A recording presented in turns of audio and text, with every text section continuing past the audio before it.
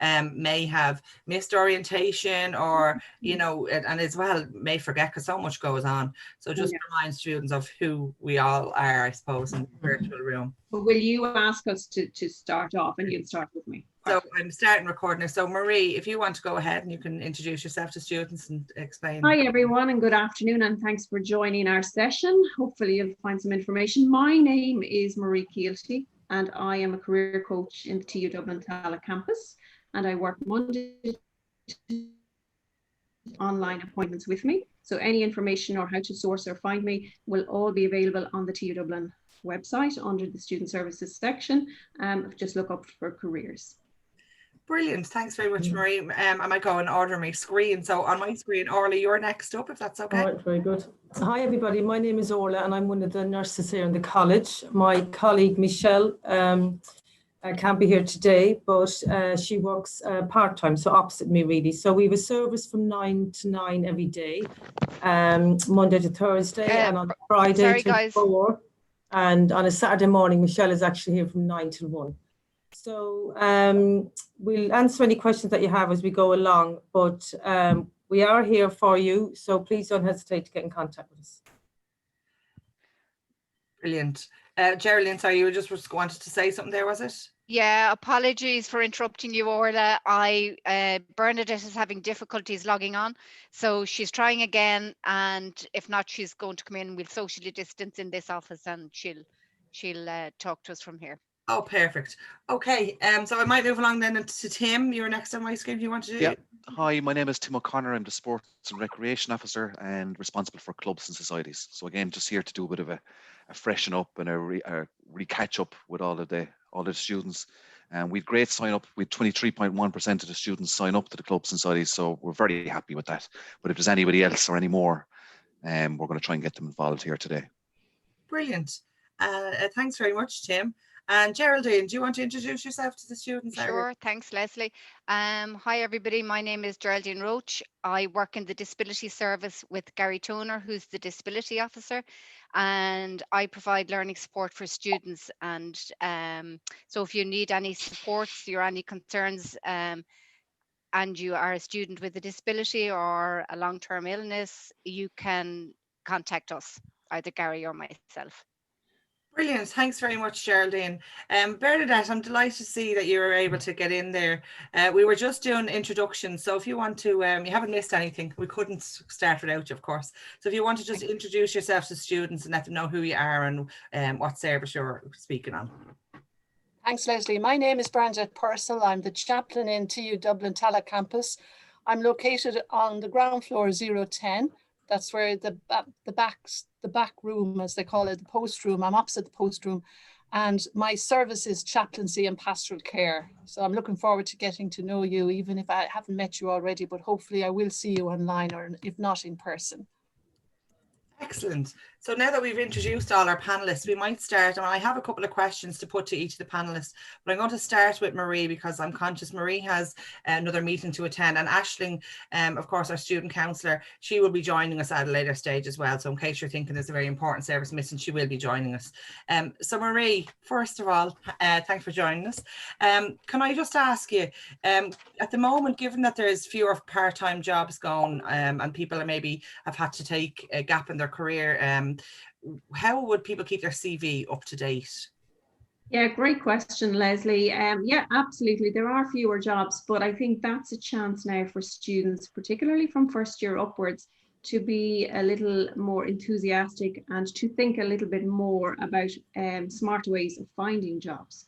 There are always part-time jobs out there, and many employers today are offering those opportunities remotely. But if a student was still seeking a paid part-time job, there are still opportunities, maybe through the likes of homework clubs, through the retail sector is still very much alive and vibrant. So there are opportunities, but apart from those obvious ones, there are also opportunities through volunteering, keeping the CV up to date. Not to steal Tim's thunder, but clubs and societies, you can keep your skills alive. And things like flexibility and adaptability and resilience, they are the core skills. We are all being tested to our core at the minute. because of COVID. But if you can prove that you can acquire and display these skills, that's what the employers will look for. And that will fill in those gaps, hopefully, on the CV. Brilliant. Very good advice there. And I suppose kind of following on from that, we have a lot of first years here with us today, and they're kind of just probably many of them starting out their kind of career path. Some of them are upskilling, of course, but would you have any specific advice for first years from a careers perspective?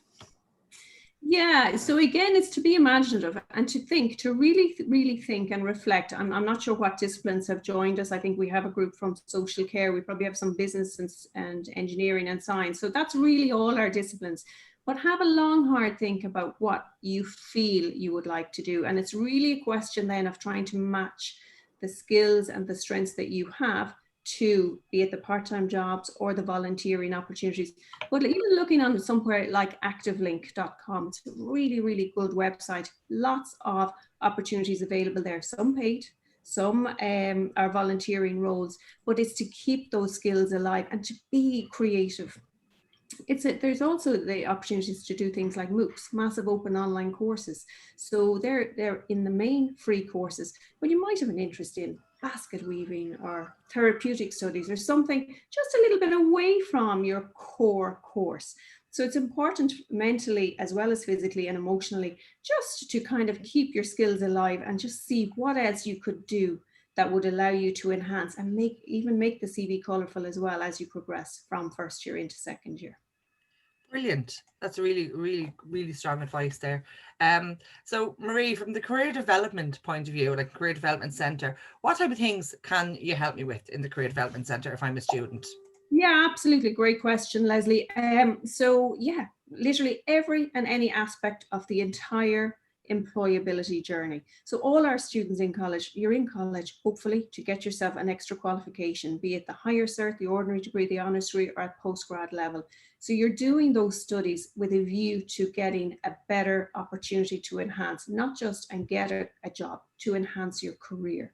So that's where the Career Development Centre can come in, because we can work with you to, the obvious things like helping you with your CV, providing interview skills, but also the bigger picture things like decision making, goal setting, thinking, how do I actually know what job I want, what career I want? I think I might have a certain set of skills, but we all have skills beyond what we know. So it's that reflection piece. So it's just delving. Don't take things at face value. Come and have a chat with us. So as I say, I work Monday to Thursday, but my colleague Carmel is there available on a Friday. So between the two of us, we have a full-time service available.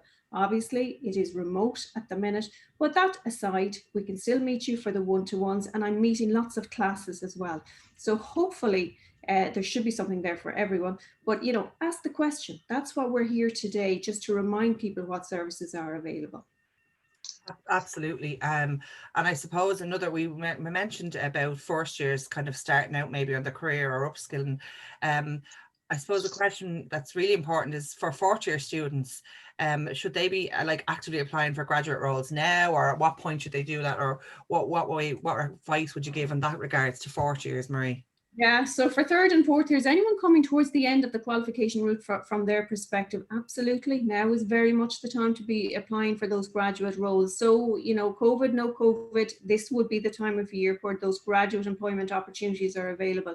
And traditionally, Grad Ireland would have made a nice big book available every year, and we'd have hundreds of them to give away. That is now available online. So contact me in the careers office. We've made it available through the careers pages on Moodle, and it's a fabulous read in terms of developing those skills, applying to those jobs, what the deadlines are. So there's there's absolutely lots of graduate roles at the minute. All of the interviews in the main are being conducted remotely. So the process is still moving, very much so. So, in order to be a part of it as a third or a fourth year student, if you're finishing up your studies, you need to start making those applications. And that's again where the Career Development Centre can come in and help, because we can advise on those opportunities. And obviously, in as far as we can keep up to date with the application deadlines, we'll tell you what's happening when.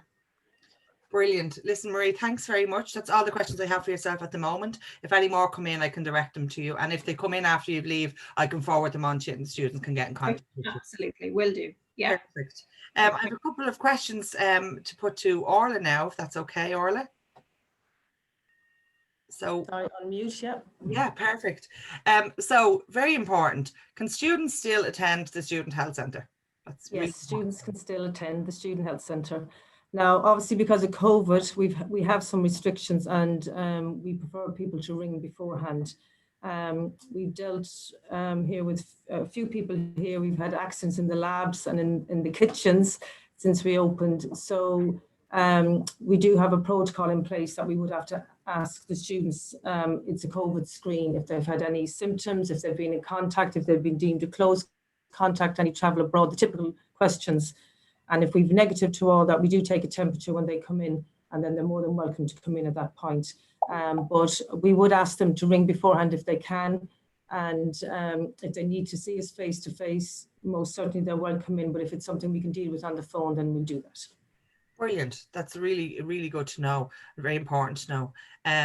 So what would be the best way for students then to kind of communicate or get in contact with yourself or Michelle? Yeah, so the phone, as I said, is key, and that's the first one. And I've dropped the number in there into the chat box, and our direct line, and the email as well. So that's probably the best way, really. As I said, we'll ascertain then if we do need to see you face to face, or we can chat to you over the phone or video consultation as well. Excellent. And I suppose you might have the answer to in regards to the college doctor, if the doctor is still available for students at the moment, and how Yeah, much. the college doctor is there. We've reduced the time down to a Monday and a Wednesday. So Monday morning from 9:30 to 12:30, and on a Wednesday today from 2 to 4:30. Again, preferably a telephone consultation is available to you, or a video consultation if deemed necessary. Now we have students coming in face to face as well. And again, I would have to perform, or Michelle, the COVID screen over the phone to make sure that it's safe for you to come in, and for the staff obviously here as well. So stuff around with, say, renewal of prescriptions, that's no problem. You just ring up the nurse here and we'll arrange that, a consultation. So that would just be a phone consultation. Now there'll be issues around if you need blood pressure done and stuff, but we can sort all that out on the phone. Another, I suppose, question I've been asked regards STIs and checking for those. Yes, we can facilitate that. Again, drop us a line and we'll talk you through it, no problem. Excellent. And I'm not sure if it was mentioned, but is there a cost for the doctor for students? Sorry, there's a €10 cost for the doctor. So we're taking debit Visa card over the phone, or if you're face to face, we can accept cash as well. That's fine. Brilliant. No problem. Okay, that's really good to know. I suppose an important question. Sorry, Lesley, can I just say the doctor, if the doctor needs to refer you to casualty or anything like that, there is no charge then when you go to casualty once the doctor has a letter for you. So if somebody, I just remember, because I just had somebody the other day who rang up about an injury, and obviously it's costly to go to A&E, but if you go to the college doctor, which will just cost you the €10, you get a letter then to go directly to A&E, and there's no charge, for x-rays or anything else after that. That's brilliant. That's really good for students to know. It's very important for them to know that. So thank you very much, Orla, for flagging that. And I suppose something that maybe you are asked a lot, students might be wondering, is can they get their COVID-19 test done through the health centre on campus? Yep, they can indeed. Now it'll be the doctor that has to refer, but again, it would be a consultation with the doctor. And remember, anything to do with COVID is essentially free for everybody. Now we've seen where a lot of students have gone back to their own GP, but I think their family GP, I think that's probably what the message was way back in March, when everybody cocooned together and thought everything had to go to the GP, which is absolutely fine. If that's your preference, no problem. But the college doctor is available for you. If you are displaying signs of COVID, then most certainly we can arrange a test for you to be done in a local area living, or where you're living, the most local test centre is what I mean to say. Yeah, that's no problem. Brilliant. I just had a question in there from a student asking what type of services does the health service provide? I think you've covered a lot of them, but if there's any other services that you haven't mentioned, if you want to outline, or that weren't covered in the questions. Yeah, so it's really for ourselves here, anything that comes into the door really, so we do a lot around sexual health, obviously. We would do a lot around mental health, and obviously we coordinate with the college counsellor then if there's a need for counselling, or she will refer back up to us, up to the doctor if she feels that the student needs to see the doctor as well, and support there. Most things that a GP clinic would do, so everything around your contraception, emergency contraception, prescriptions, dressings as well, if you've dressings that need to be done. So everything really, sports injuries, everything. We'll take it all. So, and if we can't, you know, complete it, then we refer. So the doctor obviously refers to consultants as well. So we would have students in around skin, and we'd have to do a dermatology referral or an orthopedic referral. So it's really the same as a GP clinic, but much more. Absolutely. And it's really good that students know that, because sometimes we don't know that we have these services available to us, you know, and it's great that we have so many services available. So thank you very much, Orla, for that.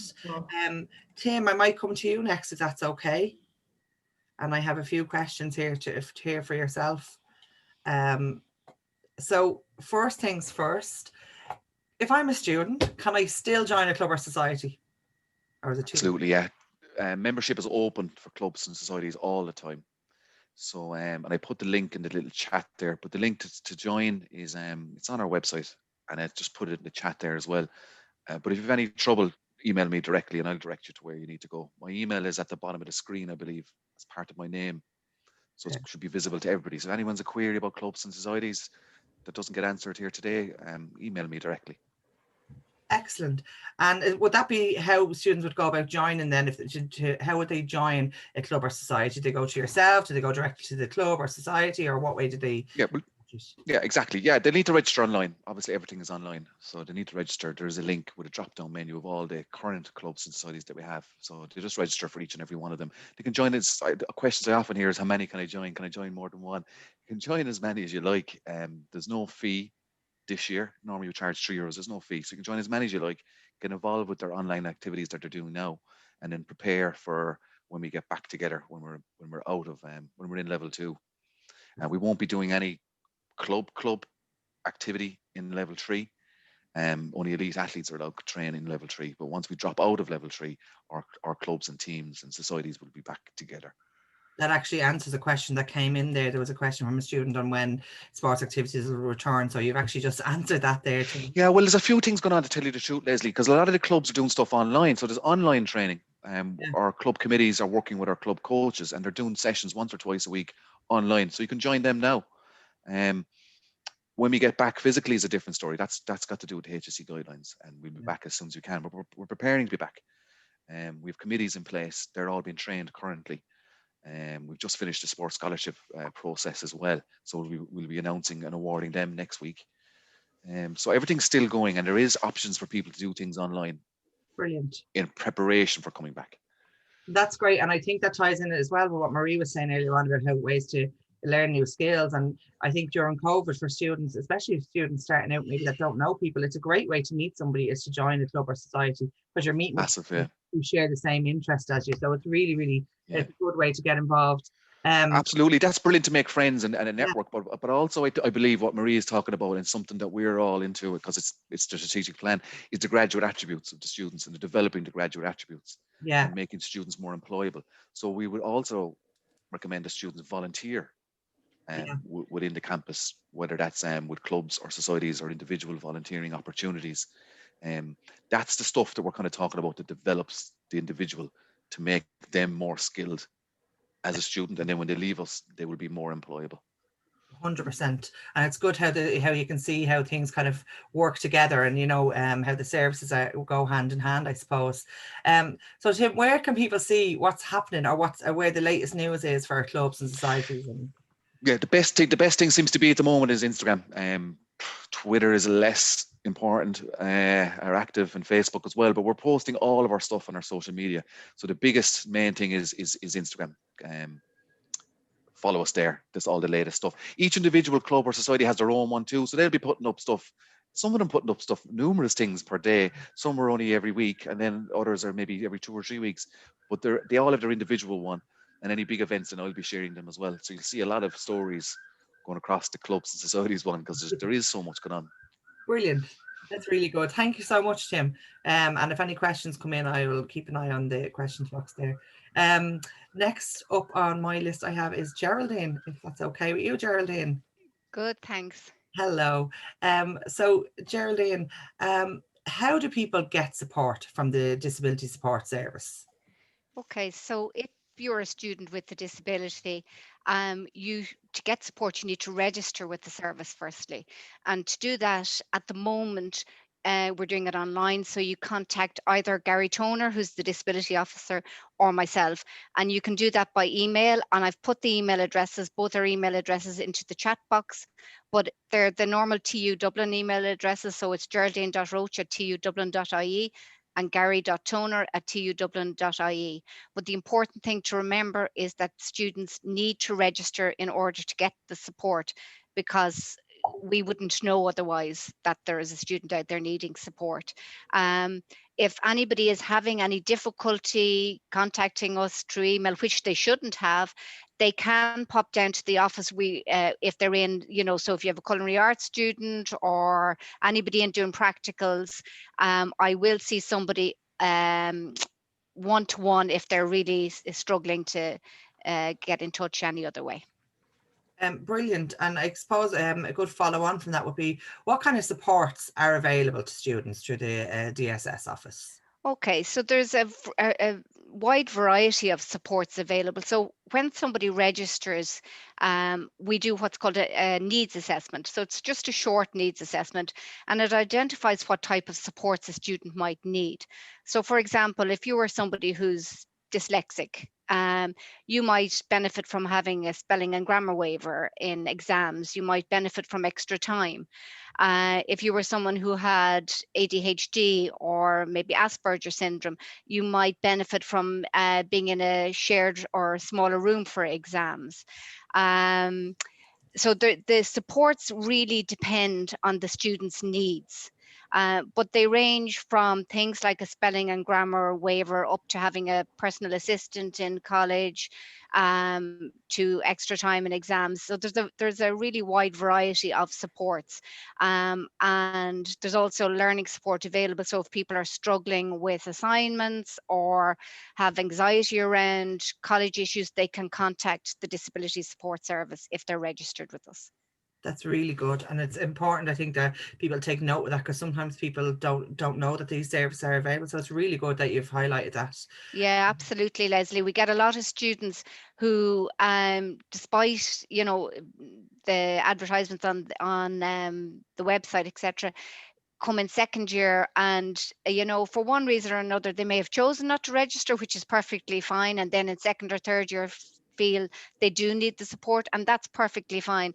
But other people may not have been aware of it, and so at any stage in college, if you're a diagnosed disability, or that, you can come and register. Excellent. I have another question here in regards to who's entitled to supports from the Disability Support Services. Okay, so in order to receive support from the Disability Support Service, you do have to have a diagnosed disability or a diagnosed long-term illness, or a specific learning difficulty, such as dyslexia, dyspraxia, dyscalculia.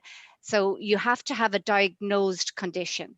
But if you're in any doubt, if a student is in any doubt about whether they're entitled to register, ask the question anyway. There's no harm in asking, but you do need proof of your diagnosis. Just, you mentioned dyspraxia there, and we have a question in about what services are available for students with dyspraxia and ADHD. Okay, so again, it really depends on their needs assessment. So for the likes of ADHD, particularly, it can be very helpful to have a separate room for doing their exams.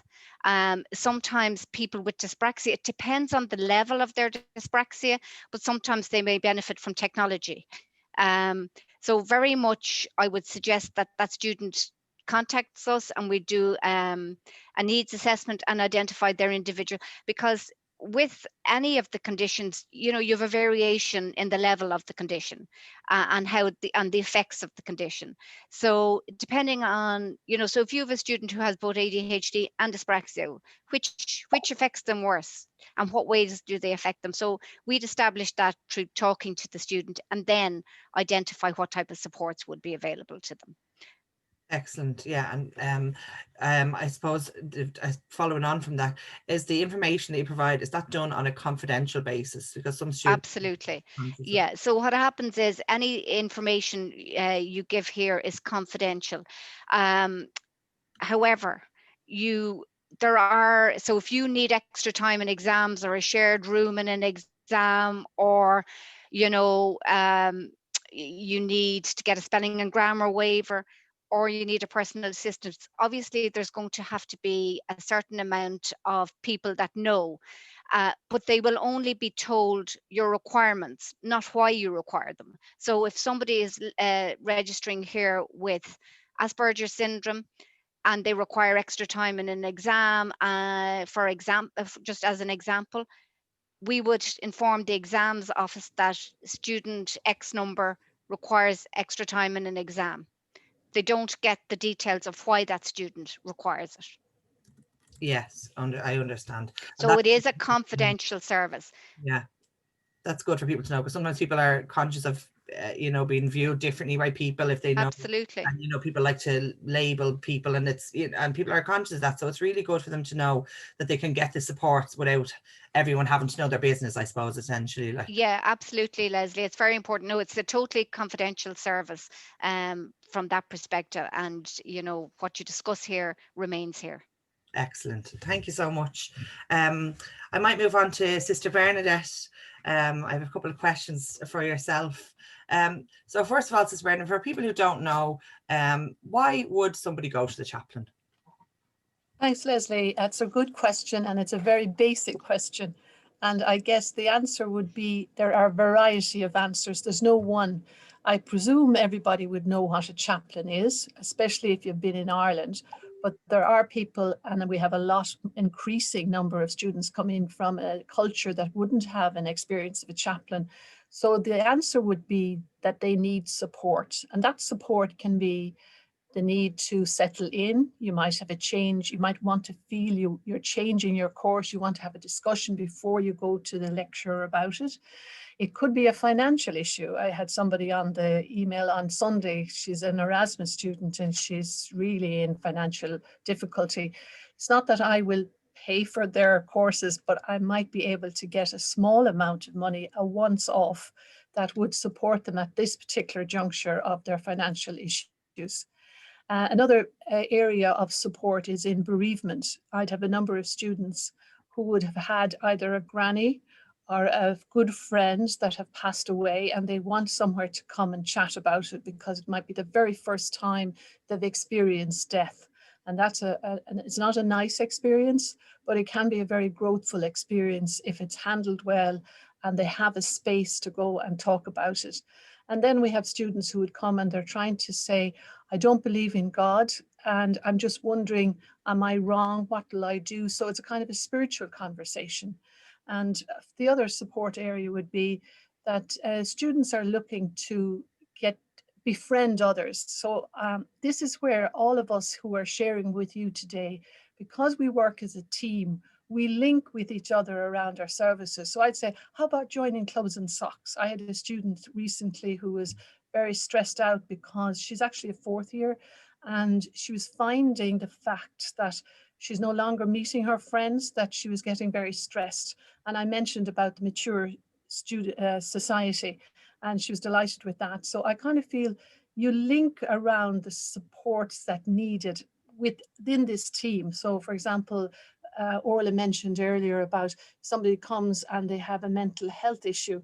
I might say, we can have a chat, but I propose that maybe you go to the counsellor, or you might run upstairs to the nurse, because it depends. You pick up what the need is and you might advise it's better to go to this person. So that's why it's great that we work as a team. So the support that I give is multifaceted and it's not one particular thing, but they would be the main ones that I find in my experience as a chaplain. Thank you very much, Sister Bernadette. I suppose something you mentioned there about religion, and that's an aspect, certainly an aspect for of chaplaincy. But do you have to be religious to go to the chaplain? No, no. I mean, that's a very good question as well, because it's an obvious question. Most people say, oh, I'm not interested in religion. It's the last thing I want when I'm in university. I'm running away from it. But as I say, students' needs are not dependent on the religion. What I have found over the years, no matter what university I've worked in, students have the same needs and they come to the chaplain for similar reasons. It's not based on their faith. And one of the exciting things I find as a chaplain, and I'm working with the TU Dublin-wide chaplaincy team, we're moving into a more interfaith space where we're trying to get more and more students from different faith backgrounds to be involved. And students that have no faith, that's a huge group, and they want to explore the meaning of life. They might do that through getting involved in volunteering and moving away from just the academic world and finding other groups are challenging them around their own meaning. So the language I use in chaplaincy isn't holy language and it's not religious language. But for those students that want to explore their own tradition or where they're coming from in their faith, I'm here for that too. But definitely you do not have to be religious to come to the chaplain. That's good to know, because I do think there is that kind of misconception. Oh, I'm not religious, or you know, and people would kind of have that presumption in their head. But there's all kind of different aspects to chaplaincy and to spirituality in general. So it's good to have that kind of information and clarity for students. So what is the work that you do? What is the work of the chaplain? If you could just expand a bit on that, maybe for students. Yeah. Well, I suppose it's touched on a bit with the reasons you'd come. And I suppose it's, first of all, it's a one-to-one support. It's very personal. And again, it's confidential. I mean, you know, this is one of the core areas that people want to know, that their story is kept confidential. And for me, it's sacred. It's also, as a chaplain, I provide time and availability for students. Sometimes they don't know where to go. Am I supposed to go to the academics or should I go somewhere else? So it's just a question of what do I do? So being available and being present to students and being friendly and visible. I think that's important, that they know that there's somebody there for them outside of the academic kind of sphere. I can see myself as a bridge builder. I might connect them either to another support service or to an academic lecturer. Explore the big questions of life, as I said earlier. And it's not, to me, giving support can be, as I said, financial, it can be advice level, but it also is a sense that it's a companionship. People know that they have somewhere to go. So it's personal, academic, etc. So, and I love the idea too that when you're in university, it's a great time to change maybe thinking that you already have. You're exploring a whole sense of yourself. And it's nice to know that you have somewhere else to go with these questions, because sometimes you have to get rid of what you thought was important in order to discover what's really important. So chaplaincy is there on a personal presence type basis.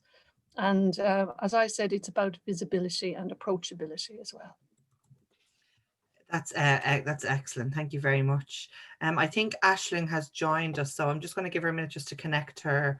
Oh, there she is. Hi, Leslie. How are you? Yeah, it wasn't actually letting me turn on my camera for a second. Oh, sorry. Saying the host is not letting me turn on. Oh, I think it's to do with settings on the security settings or something like that. So made co-host, you're okay. But we have you now, which is the most important. And we appreciate you running in, because we know you're after coming directly from another meeting to be here.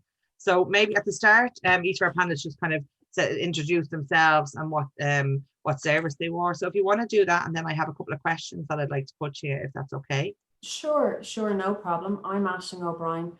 So I'm the counsellor on the Tallaght campus of TU Dublin.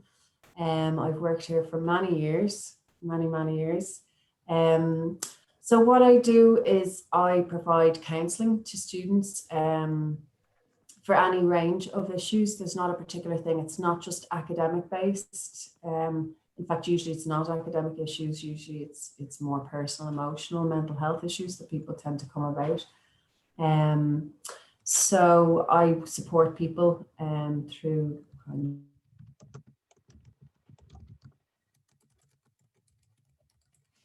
go through giving them a safe space that's confidential and professional, and very importantly free to all registered students to explore and deal with things that are concerning them. I think that would say most of it anyway. Brilliant. Well, the first question I actually was going to put you is what type of things, obviously confidentiality, but what are the kind of areas that people would discuss in counselling that would get brought to you, Ashley? Sure. Wow, a mad range of things, like a vast range. There isn't anything in particular. Relationship issues would be a big part, both intimate relationships, family relationships, also difficulty with sometimes social anxiety, difficulty integrating with peer groups. Sometimes people find it challenging to settle into the college environment and to adjust to that kind of a transition. For some people, they would have experienced trauma. So this might be childhood trauma, like abuse or neglect, or they'd experienced sexual violence or being attacked, or one-off incidents that have happened as an adult as well. Also, people sometimes would have a background of having been bullied a little bit in school, or rather a lot. So that would be the kind of traumatic aspects. Then some people will be struggling with what I'd call, and I think we were talking about this at the panel before, Lesley, kind of like maladaptive coping strategies. So it might be substance use or alcohol use or self-harm or things like that, where they were finding that these were impacting on their lives. So dealing with some of that. I'm just trying to think what else, because there are other areas as well. Oh yes, of course, depression, mood issues, psychiatric conditions where people have a diagnosed psychiatric condition. So for example, I'd have people attending who've been diagnosed with a personality disorder, or with schizophrenia, or who've experienced psychosis. And then other people who might struggle with more developmental disorders. So the people where, say, they are on the autistic spectrum, which in itself is not a problem, of course, but sometimes the social aspect of it can be a little bit challenging within that, and dealing with change. So I would get some students from the disability service as well. Let me think. Anxiety, I think I mentioned, would be massive, probably panic attacks. That's all I can think of for now, anyway. But I think you covered a lot there, and I think the key message that I would take away from that as a student is that there's nothing you haven't seen or heard, or, dealt with. That there's no embarrassment. That you're not going to be shocked by anything somebody brings to you. That you're a professional. You've dealt with all these different types of cases. So if there's something that they're thinking that they can't go to you for, to go and speak to you, and that's a starting point anyway. That's what I would take away from that there. And I suppose following on from that, then I'd ask how attending counselling can help with difficulties that people are having. Yeah, so there's a few things that happen within counselling that are, I suppose, supportive and can be helpful for students. So one very important part is having a safe, confidential space to explore and process and come to terms with things that are bothering them.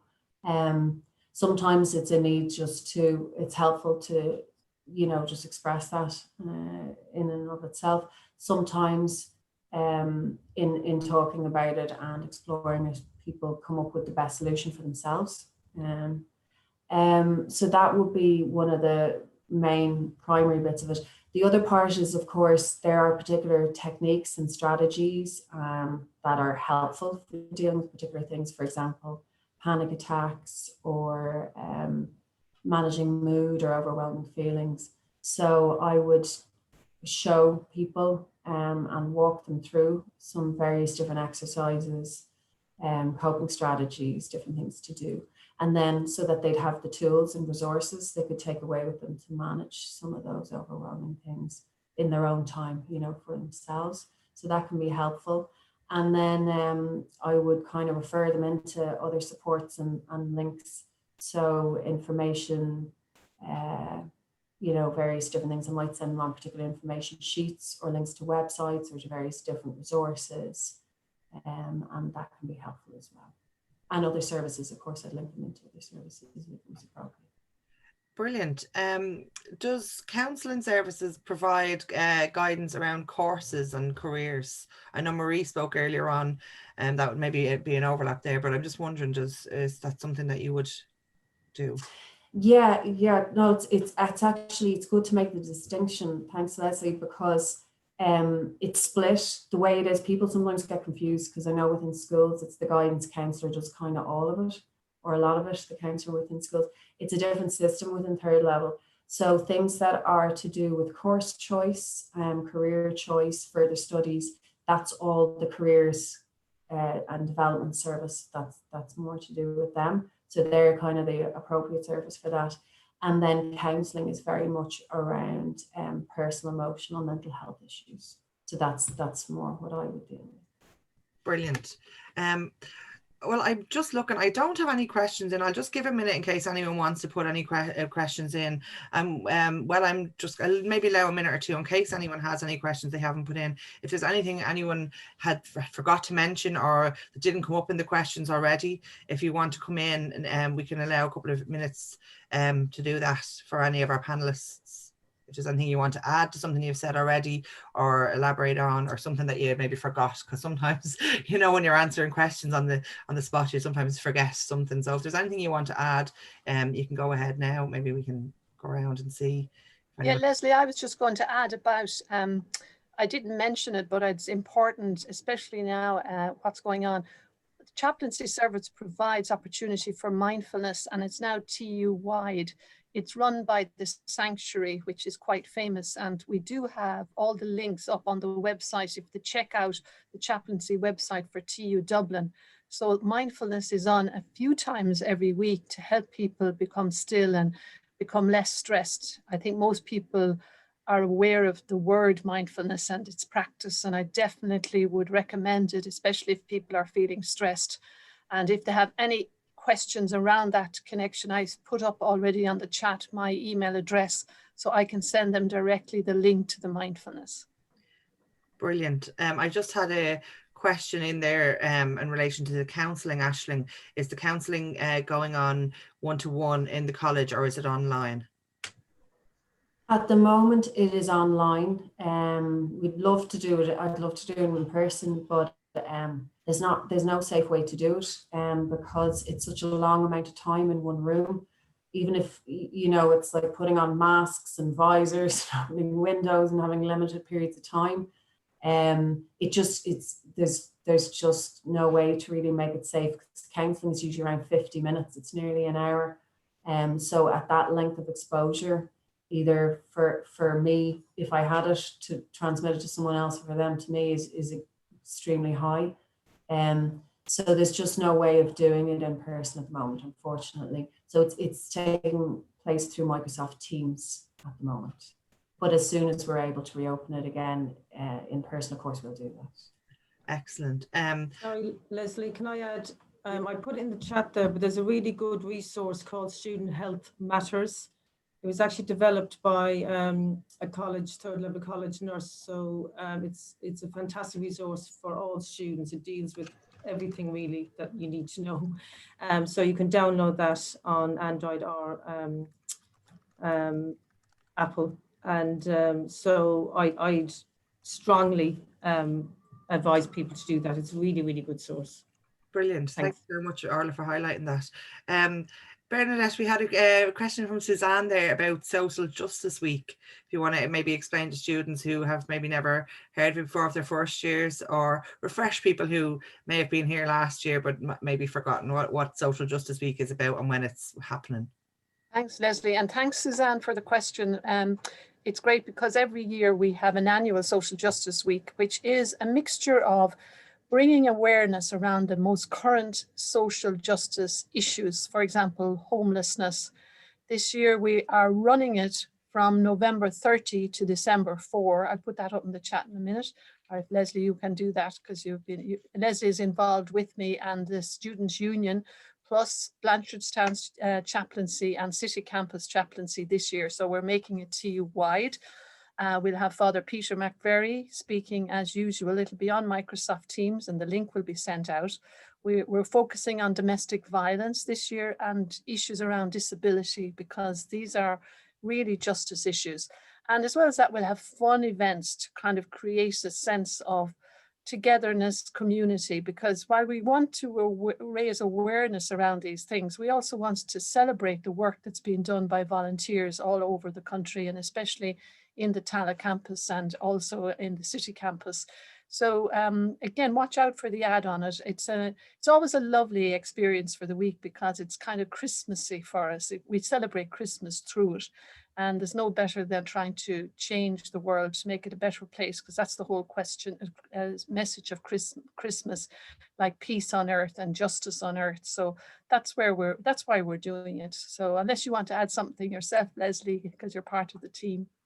No, I'm actually really looking forward to the week, because I think we are highlighting some really important issues throughout the week, and it's a great way for students kind of to get involved, and there's going to be some good events happening and some online, maybe things like this, the webinars and stuff. So it's a really good opportunity, and it's a good opportunity for reflection, I suppose, on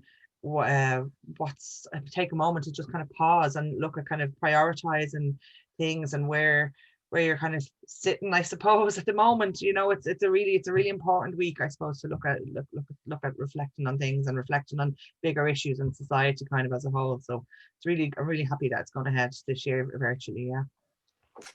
Lesley, Thanks, could I Lesley. just add something from the Disability Support Service?